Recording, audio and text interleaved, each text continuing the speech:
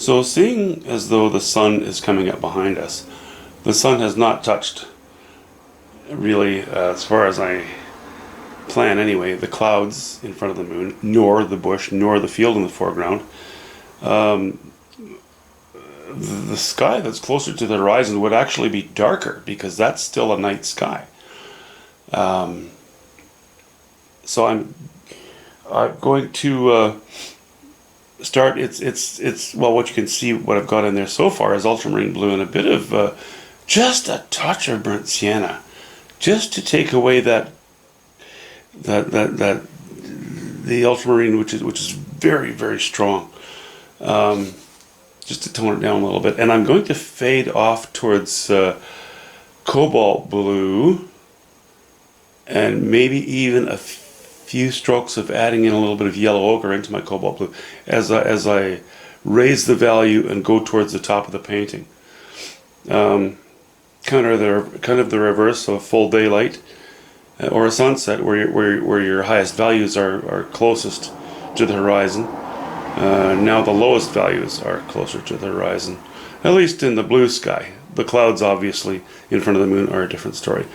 The reason I'm doing this is because I've been looking at the color blue that I had in there, and it still looked far too much like a poster to me, and I felt if it's going to appear that flat, then I may as well just, that poster-ish, I may as well just add a little bit of cobalt blue and fade it lighter as I go higher in the panel. I think it might make it a little more interesting.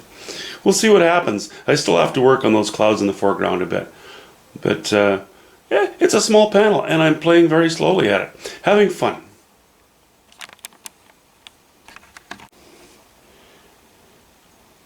Well, I think that now that I've feathered the ultramarine up into the direction of cobalt blue and a little higher value towards the top of the panel, I think that makes it a little more interesting. It doesn't appear so flat as it did before. So, although it's very smooth, very gradual, I think that's an improvement. I still don't know. I need to have these clouds finished, and we'll see. We'll see once I get those in place. So far, so good, I think.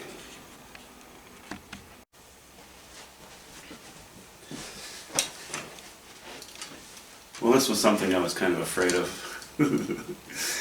I wanted to keep the chroma subdued on the top part of the painting, which is why I laid in that blue that I had in there originally. Now that I've done this, I'm very happy with this, but now this is very strong, and this is just kind of blasé.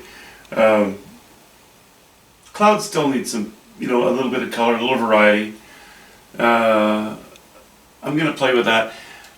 I know I'd mentioned that the next video, or this video, would be showing you it finished, but as always, I keep playing and playing. Anyway, as long as the painting keeps improving, there's no harm in playing. Talk to you later. Thanks for watching. It's kind of a fun time playing with this one. Talk to you soon. Bye.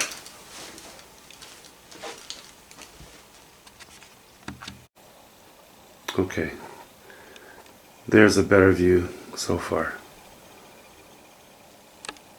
The moon needs a couple of touch-ups, but given I have to repaint some of these clouds over it, that's fine. They'll get the touch-ups in due time. Field is done. I changed my mind about a few things in the foreground. I wanted to keep it simple. Now somewhere between these bushes and this moon, I have to make that interesting enough to join those two. We'll see how it goes.